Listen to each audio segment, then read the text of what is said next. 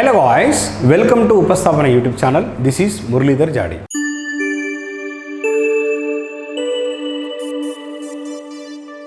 యాక్చువల్గా మనం NRSC and ఇస్రోకి సంబంధించిన ఇస్రోకి సంబంధించిన యూఆర్ఎస్సి రిక్రూట్మెంట్ ఆల్రెడీ అంటే ఎన్ఆర్ఎస్సి డేట్స్ వచ్చాయనుకోండి, recruitment previous year question paper డిస్కషన్లో ఉన్నాము. అయితే ఈ ఎక్స్ప్లెనేషన్ అనేది ఇది ట్రాన్స్ఫార్మర్ అండి. ఏఎల్పి టెక్నీషియన్ కూడా సూటబుల్. ఫస్ట్ నేను చెప్పే వీడియో మీరు పూర్తిగా వినండి. సో వీడియోని ఫార్వర్డ్ చేసుకుంటే స్కిప్ చేయకండి, ఎందుకంటే మీకు ఇందులో ఏం కంటెంట్ ఉంది, నేను చెప్పే వర్డ్స్ ఏంటిది మీకు తెలియాలి. సో ఏఎల్పి టెక్నీషియన్కి వర్తిస్తుంది ఈ ఎక్స్ప్లెనేషన్. అదేవిధంగా ఎలక్ట్రీషియన్ ట్రేడ్ వాళ్ళకు ఏఎల్పి టెక్నీషియన్ అండ్ ఏఎల్పి మరియు టెక్నీషియన్ గుర్తుపెట్టుకోండి, ఏఎల్పి అండ్ టెక్నీషియన్కి వర్తిస్తుంది. Central government all jobs and అదేవిధంగా సింగరేణికి సంబంధించిన రిక్రూట్మెంట్కి సో ఇది సరిపోతుంది. అందుకోసమే ఇది ప్రీవియస్ ఇయర్ క్వశ్చన్ పేపర్ అయినటువంటి ఎన్ఆర్ఎస్సి పేపర్ మనం డిస్కస్ చేస్తున్నాం. సో సబ్జెక్ట్ వచ్చి ట్రాన్స్ఫార్మర్. ఫస్ట్ క్వశ్చన్ నేను బోర్డు పైన 3 క్వశ్చన్స్ ఇచ్చాను, 1 by 1 మనం డిస్కస్ చేసాం. Secondary winding of distribution transformer is connected as dash. యాక్చువల్గా మనకు ఇక్కడ మెన్షన్ చేసింది డిటిఆర్ అంటే డిస్ట్రిబ్యూషన్ ట్రాన్స్ఫార్మర్. అంటే డిస్ట్రిబ్యూషన్ అప్లికేషన్లో వాడే ట్రాన్స్ఫార్మర్ అనేది సెకండరీ సైడ్ ఏమి ఉండాలి. యాక్చువల్గా ట్రాన్స్ఫార్మర్ కనెక్షన్స్ అనేవి 2 ఉంటాయి. ప్రైమరీ వైండింగ్ ఉంటుంది, ప్రైమరీ సైడ్ ట్రాన్స్ఫార్మర్ ఉంటుంది, సెకండరీ సైడ్ ట్రాన్స్ఫార్మర్ ఉంటుంది. అయితే మనం యూజ్ చేసేది డిస్ట్రిబ్యూషన్ సిస్టంలో డెల్టా టు స్టార్ కనెక్షన్. గుర్తుపెట్టుకోండి, ఎందుకు డెల్టా టు స్టార్ కనెక్షన్? చూడండి, మనం ఆల్రెడీ వీటన్నిటి గురించి డిస్కస్ చేశాము. సో దీన్ని మనం ప్రైమరీ సైడ్ అని అంటాం. ఏంటిది? Primary side. దీన్ని మనం సెకండరీ సైడ్ అని పిలుస్తాం. ఏంటిది? Secondary side. మంచిగా గమనించండి. సో వీడు అడిగింది ఏంటిది? ప్రైమరీ సైడ్ అడగలేదు. డిస్ట్రిబ్యూషన్ ట్రాన్స్ఫార్మర్లో సెకండరీ వైండింగ్ ఏంటిది? ఇక్కడ మనకు స్టార్ అని తెలిసిపోయింది. ఎందుకు అనేది నేను చెప్తాను, వినండి. కొన్నిసార్లు పరీక్షలో which type of connection will be used in distribution system. డిస్ట్రిబ్యూషన్లో ఏ టైప్ ఆఫ్ కనెక్షన్ వాడొచ్చు అని అడగొచ్చు. కాబట్టి డిస్ట్రిబ్యూషన్లో వచ్చి డెల్టా టు స్టార్ కనెక్షన్ వాడతాం. సో ఇక్కడ అడిగింది only secondary side of distribution transformer అంటే డిటిఆర్ అంటే సింపుల్గా మనం దీన్ని డిటిఆర్ అంటాం, డిస్ట్రిబ్యూషన్ ట్రాన్స్ఫార్మర్. మనకు ఎన్పిడిసిఎల్లో ఎస్పీడిసిఎల్లో వర్క్ చేసే ఎంప్లాయీస్ అందరూ ఏ విధంగా అంటే డిటిఆర్ అనే వర్డ్ యూజ్ చేస్తారు. సో ఇక్కడ మీరు గమనించండి, delta to star connection use చేస్తున్నాం. డెల్టా అనేది primary connection of distribution transformer, star అనేది secondary connection of distribution transformer. So ఎందుకు మనం ఈ సెకండరీ సైడ్ స్టార్ యూజ్ చేస్తామంటే secondary side consumers can be connected. So ఈ న్యూట్రల్ పాయింట్ ఉంటుంది కదా, ఈ న్యూట్రల్ పాయింట్ ఏం చేస్తుందంటే మనకు అంటే సేఫ్టీ అనేది ప్రొవైడ్ చేస్తుంది. న్యూట్రల్ పాయింట్ దీన్ని మనం గ్రౌండ్కి గీయడం కానీ ఈ గ్రౌండ్కి చేసే ప్రొవిజన్ ఉంటుంది కాబట్టి మనం అంటే సేఫ్టీ అనేది ఎక్కువగా ఉంటుంది. సో అందువల్ల మనం ఏం చేస్తామంటే secondary side must be star connection ఉంటుంది. So therefore which is the correct answer? Star connection. అడిగింది సెకండరీ సైడ్ కాబట్టి option B is correct answer. Now see the second question. When 2 parallel conductors, 2 parallel conductors ఉన్నాయంట. మంచిగా గమనించండి, 2 parallel conductors అంటే ప్యారలల్గా ఇచ్చారు, parallel current carrying in the same direction. అయితే ఆ 2 కండక్టర్స్ అనేటిది సేమ్ డైరెక్షన్లో కరెంట్ని క్యారీ చేస్తే వాటి మధ్యలో ఎస్టాబ్లిష్ అయ్యే ఫోర్స్ ఏంటిది? What is the force between them? మళ్ళీ చెప్తున్నాను క్వశ్చన్ మీనింగ్. 2 కండక్టర్స్ ఈ విధంగా ఉన్నాయి, ఈ 2 ప్యారలల్ కండక్టర్స్ అంట. ఇవి 2 సేమ్ డైరెక్షన్లో కరెంట్ని క్యారీ చేస్తున్నాయి. అయితే ఈ రెండింటి మధ్యలో ఎస్టాబ్లిష్ అయిన ఫోర్స్ ఏంటిది? చూడండి, first of all this is a conductor. నేను ఎక్స్ప్లెనేషన్ ఇస్తాను, తర్వాత దీన్ని ఏ విధంగా గుర్తుపెట్టుకోవాలనేది చెప్తాను. సో ఇది ఒక conductor, it is carrying current in this direction. Both are carrying the current in the same direction, either upward or downwards. మీరు ఏదైనా తీసుకోండి, నేను అప్వర్డ్ తీసుకుంటున్నాను. So by using right and thumb rule, ఇదేమో ఫ్లక్స్ డైరెక్షన్ చూపిస్తుంది, ఇది 4 fingers ఏం current direction. లేదు అని అంటే ఈ 4 ఫింగర్స్ ఫ్లక్స్ డైరెక్షన్ చూపిస్తే ఇది కరెంట్ డైరెక్షన్ తీసుకుంటుంది. So in order to find the flux direction మనం కరెంట్ డైరెక్షన్కి అనుకూలంగా మనం అప్లై చేయాలి. సో మనం ఇది కరెంట్ అనుకుంటున్నాం కాబట్టి ఫ్లక్స్ ఈ విధంగా ఉంటుంది, ఇందులో కూడా ఫ్లక్స్ అనేది ఇదే విధంగా ఉంటుంది. కాబట్టి ఇది ఫ్లక్స్, ఎస్ఆర్నో ఇది కూడా ఫ్లక్స్. మరి ఇందులో ఎస్టాబ్లిష్ అయిన ఫ్లక్స్ యొక్క దిశ అనేది ఈ విధంగా ఉంది, ఇందులో ఎస్టాబ్లిష్ అయిన ఫ్లక్స్ దిశ అనేది ఈ విధంగా ఉంది. సో ఇక్కడ మీరు గమనించండి, ఇక్కడ ఫ్లక్స్ అనేది అప్వార్డ్ ఉంది, ఇక్కడ ఫ్లక్స్ నేచర్ అనేది డౌన్వార్డ్ ఉంది. అంటే ఇక్కడ ఫ్లక్స్ 2 డిఫరెంట్ నేచర్ ఫ్లక్స్. అంటే suppose north pole south pole అనుకుందాం. ఇది నార్త్ పోల్ అయితే సౌత్ పోల్, ఇది సౌత్ పోల్ అయితే నార్త్ పోల్, ఇది నార్త్ పోల్ అయితే సౌత్ పోల్. ఎందుకంటే ఫ్లక్సెస్ అనేటివి డిఫరెంట్గా ఉన్నాయి, డిఫరెంట్ డైరెక్షన్లో ఉన్నాయి కాబట్టి ఈ 2 డిఫరెంట్ నేచర్ ఆఫ్ ఫ్లక్సెస్ కాబట్టి అంటే మనం తెలుగులో అంటాం సజాతి ధృవాలు, విజాతి ధృవాలు. సజాతి ధృవాలు ఏం చేస్తాయి? వికర్షించుకుంటాయి. విజాతి ధృవాలు ఆకర్షించుకుంటాయి. సో సిమిలర్ పోల్స్ అనేటిది రిపల్షన్ ఫోర్స్ ఎగ్జిస్ట్ అవుతాయి. డిసిమిలర్ పోల్స్ అనేటిది అట్రాక్షన్ ఫోర్స్ ఎగ్జిస్ట్ అవుతాయి. సో ఇక్కడ మనకి ఏర్పడింది డిసిమిలర్ పోల్స్ కాబట్టి రెండింటి మధ్యలో అట్రాక్షన్ ఫోర్స్ అనేది ఎస్టాబ్లిష్ అవుతుంది. అట్రాక్షన్ ఫోర్స్ అనేది ఎస్టాబ్లిష్ అవుతుంది. So therefore which is the correct answer? Option A is correct answer. So దీనికి మరి అదనంగా మనం ఆపోజిట్ డైరెక్షన్లో కరెంట్ ఫ్లో అయితే ఏంటిది? నేను ఎక్స్ప్లెనేషన్ అంత అవసరం లేదు, మన కోర్సులో మనం క్లియర్ ఎక్స్ప్లెయిన్ చేసాం. ఎలా గుర్తుపెట్టుకోవాలని నేను చెప్తా. సేమ్ డైరెక్షన్లో కరెంట్ అనేది సేమ్ డైరెక్షన్లో ఉంది అనుకోండి, కరెంటు సేమ్ అనుకోండి, ఫ్లక్స్ అనేది డిసిమిలర్ ఆర్ డిసిమిలర్. ఫ్లక్స్ అనేది డిసిమిలర్ కాబట్టి డిసిమిలర్ ఫ్లక్స్ నేచర్ ఉంటే మనకు అట్రాక్షన్ ఫోర్స్ ఏర్పడుతుంది. అంతే, గుర్తుపెట్టుకోండి. కరెంట్ అనేది ఆపోజిట్ డైరెక్షన్లో ఉంటే ఫ్లక్స్ అనేది సేమ్ ఫ్లక్స్ ఏర్పడుతుంది, సేమ్ డైరెక్షన్ ఫ్లక్స్. అప్పుడు రిపల్షన్ ఫోర్స్ ఎస్టాబ్లిష్ అవుతుంది. ఇదంతా అనాలిసిస్ చేయాల్సిన అవసరం లేదు. సో గుర్తుపెట్టుకో, కరెంట్ డైరెక్షన్ సేమ్ ఉందనుకోండి, ఫ్లక్స్ నేచర్ అనేది డిఫరెంట్ ఉంటుంది, డిసిమిలర్ ఉంటుంది. సో డిసిమిలర్ ఉందనుకోండి, డిఫరెంట్ అంటే విజాతి ఏమవుతుంది? Attraction force. కరెంట్ ఆపోజిట్ డైరెక్షన్లో ఫ్లో అవుతుంది అనుకోండి, రెండు కండక్టర్స్ ఆపోజిట్ డైరెక్షన్లో కరెంట్ ఫ్లో అవుతున్నప్పుడు ఇది పై కంటే ఇది కింది కరెంట్ క్యారీ చేసినట్లయితే same nature of flux establish అవుతుంది. మీరు కావాలంటే ఇది అప్లై చేయండి ఒకసారి, right and thumb rule, then repulsion force will be established. ఇది గుర్తుపెట్టుకుంటే ఎనఫ్. అనవసరంగా ఇది చేయకండి, టైం ఉండదు. మీకు జస్ట్ అండర్స్టాండింగ్ పర్పసే నేను ఇస్తున్నాను, ఇది గుర్తుపెట్టుకోవడానికి నేను ఇస్తున్నాను. డైరెక్ట్ ఇది చెప్తే ఏముంటుంది అంటే బై హార్ట్ చేసినట్టు ఉంటుంది. కాబట్టి ఫస్ట్ అనాలిసిస్ ఇచ్చాను, try to remember that procedure. ఎగ్జామ్లో ఫాస్ట్గా చేయాలి, టైం ఉండదు. Next one, material used for construction of transformer core. Transformer కోర్ని కన్స్ట్రక్ట్ చేయడానికి నువ్వు ఏ మెటీరియల్ వాడుతున్నావు అనేది ప్రశ్న. మనకు ట్రాన్స్ఫార్మర్ కోర్ ఉంటుంది కానీ డైరెక్ట్ చెప్పొచ్చు సిఆర్జీఓ. సిఆర్జీఓ అంటే కోల్డ్ రోల్డ్ గ్రెయిన్ ఓరియంటేషన్. ఎందుకు వాడుతున్నాం అనేది ఇంపార్టెంట్. ప్రతి ఒక్కరు చెప్తారండి మనం సిఆర్జీఓ వాడుతున్నాం, హై గ్రేడ్ మెటీరియల్ అంటాం దీన్ని. High grade material, high quality material. High grade అని ఎందుకు అంటున్నాం? లాస్ తక్కువ ఉంటుంది, ఎఫిషియన్సీ ఎక్కువ ఉంటుంది. అంటే నువ్వు ఇచ్చే ఇన్పుట్లో లాస్ తక్కువ ఉంటే అవుట్పుట్ ఎక్కువ వస్తుంది, then efficiency will be high. కాబట్టి మనం ఏ మెటీరియల్ వాడుతున్నాం? Cold rolled grain orientation. కానీ సిఆర్జీఓ మెటీరియల్ ఇక్కడ లేదు, కాకపోతే లామినేటెడ్ సిలికాన్ స్టీల్ ఉంది. సిలికాన్ స్టీల్ ఉంది. అఫ్కోర్స్ సిలికాన్ స్టీల్ అంటే స్టీల్కి 4 to 5% ఆఫ్ సిలికాన్ యాడ్ చేయడం వల్ల స్టీల్కి that will become silicon steel. Silicon steel చూడండి, ఎందుకు సిలికాన్ యాడ్ చేస్తామనేది నేను తర్వాత డిస్కస్ చేస్తాను. ఇక్కడ మనకు only previous year question paper కాబట్టి ఎక్కువ అనాలిసిస్ తీసుకుంటే మళ్ళీ మనకు టైం సరిపోదు. చూడండి, ఫస్ట్ ఆఫ్ ఆల్ మనం ఈ సిలికాన్ స్టీల్ వాడడం వల్ల హిస్టీరిసిస్ లాసెస్ తగ్గుతాయి. ఎందుకు హిస్టీరిసిస్ లాసెస్ తగ్గుతాయి అంటే, హిస్టీరిసిస్ లాసెస్ ఈక్వేషన్ తీసుకుంటే eta B maximum power x f into v. F అంటే ఫ్రీక్వెన్సీ, వి అంటే volume of core, B max అంటే మ్యాక్సిమం ఫ్లక్స్ డెన్సిటీ, ఎక్స్ అంటే hysteresis coefficient, W suffix H అంటే హిస్టీరిసిస్ లాసెస్. ఐరన్ లాసెస్లో hysteresis loss అనేది one of the loss. So hysteresis loss అనేది minimize చేసావే అనుకో. మరి హిస్టీరిసిస్ లాస్ ఏ విధంగా మినిమైజ్ చేస్తామంటే, ఎక్స్ అనేది హిస్టీరిసిస్ కోఎఫిషియంట్ కదా. సో ఈ వాల్యూ అనేది మనకు అంటే యాక్చువల్గా చాలా తక్కువ ఉంటుంది. సిలికాన్ స్టీల్కి 1.25 ఉంటుంది. ఈ వాల్యూ తగ్గిన కొద్ది బీ మ్యాక్సిమం తగ్గుతుంది, బీ మ్యాక్సిమం తగ్గిన కొద్ది హిస్టీరిసిస్ తగ్గుతుంది. దీనివల్ల హిస్టీరిసిస్ లాసెస్ తగ్గుతాయి. That is what we are using silicon steel material in order to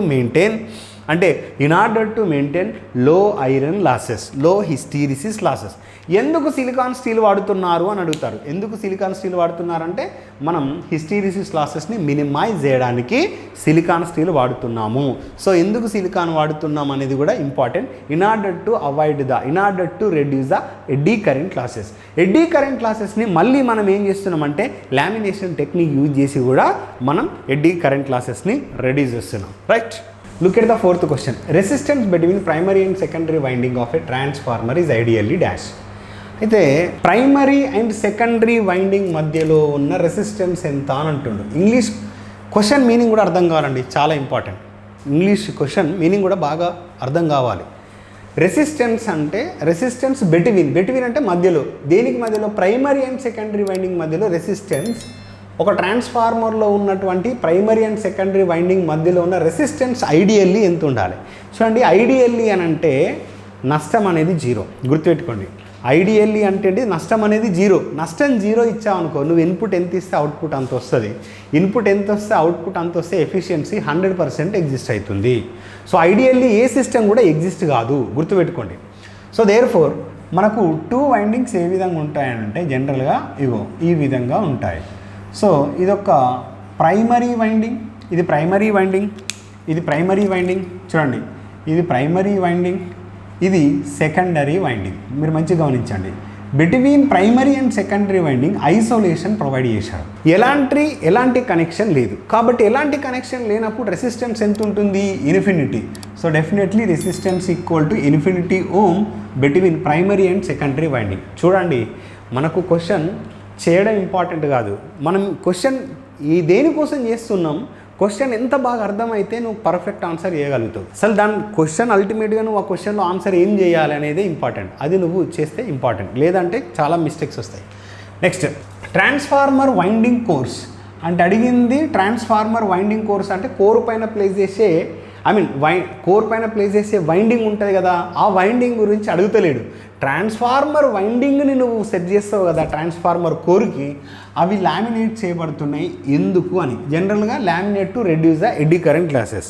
యాక్చువల్గా ఎడ్డీ కరెంట్ లాసెస్ని రెడ్యూస్ చేయడానికి మనకు 2 టెక్నిక్స్ ఉంటాయి. చాలామంది ఓన్లీ లామినేషన్ అని అంటాం. ఎడ్డీ కరెంట్స్ని రెడ్యూస్ చేయడానికి eddy currents minimises or reduces by 2 techniques. First one వచ్చి బై యాడింగ్ సిలికాన్ ఎంత 4 to 5% of silicon to steel material. మనం వాడేది స్టీల్ మెటీరియల్ కదా, ఆ స్టీల్కి 4 to 5% మనం యాడ్ చేయాలి. అసలు ఏంటిది అసలు ఈ 4 to 5% ఎందుకు యాడ్ చేస్తున్నాం? అసలు what is the meaning of eddy current? Eddy current అంటే ఏంటిది? ఎడ్డీ కరెంట్ లాస్ అంటే ఏంటిది? ఏదైతే ట్రాన్స్ఫార్మర్ కోర్ ఉంటుందో ఆ కోర్లో ట్రాన్స్ఫార్మర్ కోర్ నేను ఓన్లీ ప్యూర్ స్టీల్ తీసుకున్నాను అనుకోండి, ప్యూర్ స్టీల్ తీసుకుంటే హై కండక్టివిటీ ప్రాపర్టీస్ ఉంటాయి స్టీల్ మెటీరియల్కి. సో స్టీల్ అనేది గుడ్ కండక్టర్, స్టీల్ అనేది హై కండక్టివిటీ ప్రాపర్టీస్ని కలిగి ఉంటుంది. సో హై కండక్టివిటీ ఉండడం వల్ల అందులో సర్క్యులేటింగ్ కరెంట్స్ అనేటిది ఫామ్ అవుతాయి. ఆ సర్క్యులేటింగ్ కరెంట్స్ ఏమవుతున్నాయంటే మనకు లాసెస్ని క్రియేట్ చేస్తున్నాయి. సో ఈ హై కండక్టివిటీ ఉండడం వల్ల సర్క్యులేటింగ్ కరెంట్స్ ఎగ్జిస్ట్ అవుతున్నాయి. ఆ సర్క్యులేటింగ్ కరెంట్స్ని ఎడ్డీ కరెంట్స్ అంటున్నాం.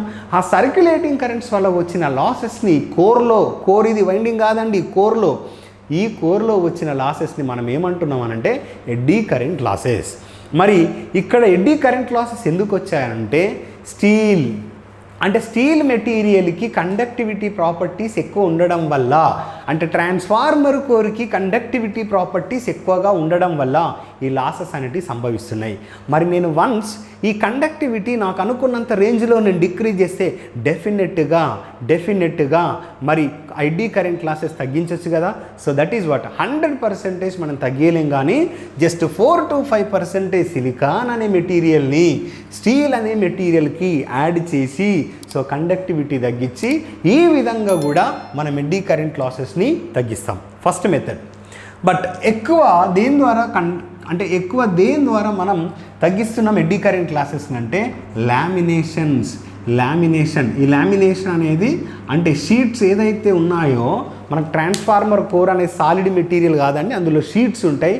ఒక్కొక్క అంటే నార్మల్గా ఏదైతే ట్రాన్స్ఫార్మర్ కోర్లో షీట్స్ ఉంటాయో వాటి మధ్యలో ఇన్సులేషన్ ప్రొవైడ్ చేసి ఈ లామినేషన్ అనేది ప్రొవైడ్ చేస్తున్నాం. సో ఒక ట్రాన్స్ఫార్మర్ షీట్ ఉంటుంది కదా, దానికి మనం లామినేషన్ ప్రొవైడ్ చేస్తున్నాం. ఎందుకు అనంటే ఒక షీట్ నుండి ఇంకో షీట్కి కరెంటు ఫ్లో అవ్వకుండా, సర్క్యులేటింగ్ కరెంటు ఫ్లో అవ్వకుండా మనం లామినేషన్ ప్లే చేసి ఇన్సులేషన్ అనేది ప్రొవైడ్ చేస్తున్నాము. సో ఆ విధంగా మనం ఎడ్డీ కరెంట్ లాసెస్ని మనం మినిమైజ్ చేస్తాం. So therefore what is answer? To increase the eddy current లాసా? Wrong. Reduce the eddy current loss. So ఇక్కడ మనకు సబ్జెక్ట్ ఎంత వస్తుంది అనేది ఇంపార్టెంట్. ఒక క్వశ్చన్ కాదండి, దాని రిలవెంట్ ఇన్ఫర్మేషన్ కూడా నేను ఇస్తున్నాను, కేర్ఫుల్గా వినండి. సో ఈ రోజుల్లో ఉద్యోగం కావాలి అనంటే, సెలెక్షన్ క్లియర్ అవ్వాలి అనంటే మీరు సబ్జెక్ట్ ఏదో నామకే వాస్తే MCQs ప్రాక్టీస్ చేసుకుంటూ వెళ్తే రాదు. అది సింగరేణి కావచ్చు, JLM కావచ్చు. నేను ఎందుకు ఈ విషయం చెప్తున్నాను అంటే గతంలో SPDCL పేపర్ కావచ్చు, AP పేపర్ కావచ్చు, మీరు చూడండి paper was very tough. So paper was very tough. A aspirant అయితే ఏ యాస్పిరెంట్ అయితే సబ్జెక్టు గురించి క్షుణ్ణంగా నేర్చుకొని సో మీ ఐటీఐ ట్రేడ్ లెవెల్లో సబ్జెక్టు క్లియర్ చేసే కెపాసిటీ తెచ్చుకుంటే మాత్రం ఉద్యోగం వస్తుంది. నా విజ్ఞప్తి ఏంది అని అంటే యాస్పిరెంట్స్కి నోటిఫికేషన్ రాగానే కోచింగ్ తీసుకుంటే మాత్రం ఉద్యోగం రాదండి. ఈ రోజుల్లో కాంపిటీషన్ పెరిగింది. సో అదేవిధంగా సబ్జెక్ట్ స్ట్రెంత్ పెరిగింది. కాబట్టి ముందుగానే సబ్జెక్ట్ మీరు నేర్చుకుంటూ ఉంటే నోటిఫికేషన్ రాగానే ఇంకా ఎఫెక్టివ్గా నేర్చుకొని పర్ఫామ్ చేస్తే సెలెక్షన్ క్లియర్ అవుతుంది. Right. So next question, no load test of transformer. ఏం టెస్ట్ అంట? No load test of transformer. ట్రాన్స్ఫార్మర్లో కండక్ట్ చేసే no load test carried out to determine. యాక్చువల్గా నో లోడ్ టెస్ట్ ఉపయోగించి నువ్వేమేం క్యారీ చేస్తావు? వోల్టేజ్ డ్రాప్, ఐరన్ లాసా, కరెంటా, కాపర్ లాసా? ఒకటి కాదండి, నో లోడ్ టెస్ట్ ఉపయోగించి ఫస్ట్ వన్ చూడండి, నో లోడ్ పవర్ ఫ్యాక్టర్. ఏంటిది? నో లోడ్ పవర్ ఫ్యాక్టర్ కనుక్కోవచ్చు. నెక్స్ట్ కాన్స్టెంట్ లాసెస్ కనుక్కోవచ్చు. కాన్స్టెంట్ లాసెస్ అంటే ఐరన్ లాసెస్ కాన్స్టెంట్ లాసెస్ కావచ్చు. అదేవిధంగా నో లోడ్ పవర్ ఫ్యాక్టర్ మనకు main important, constant loss important. ఇవి మేజర్ పాయింట్స్. ఓవరాల్గా మనకు చూస్తే ఇక్కడ ఆప్షన్ ఐరన్ లాసెస్ ఉంది. కాన్స్టెంట్ లాసెస్లో ఐరన్ లాస్ వస్తుంది. కరెంటు కాదండి, కాపర్ లాసెస్ కాదండి, వోల్టేజ్ డ్రాప్ కాదు. ఆన్సర్ ఏంటిది? Iron losses. Iron losses constant losses వస్తాయి కదా. సో మనకు ఇక్కడ ఫ్రిక్షనల్ లాసెస్ ఉండవు.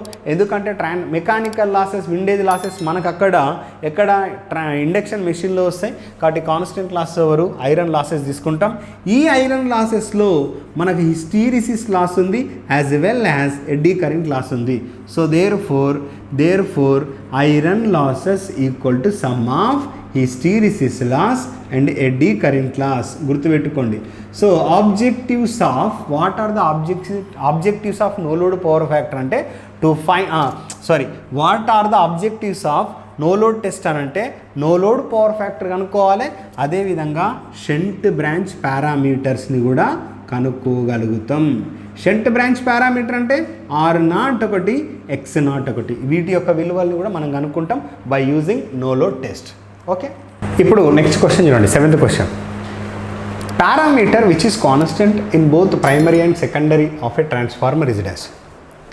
ట్రాన్స్ఫార్మర్లో ఏ పారామీటర్ అనేది కాన్స్టెంట్గా ఉంటుంది? Primary side and secondary side. నార్మల్గా మీరు గమనించండి, మనం నార్మల్గా ట్రాన్స్ఫార్మర్ ఇన్పుట్ సైడ్ ఏదైతే సప్లై ఇస్తున్నామో అవుట్పుట్ సైడ్ కూడా అదే కాన్స్టెంట్ ఉండాలి. అంటే ఇన్పుట్స్ ఇదంతా ఏంటిది? Input side. ఇదంతా ఎవరు? ఇన్పుట్. ఇదంతా ఎవరు? అవుట్పుట్.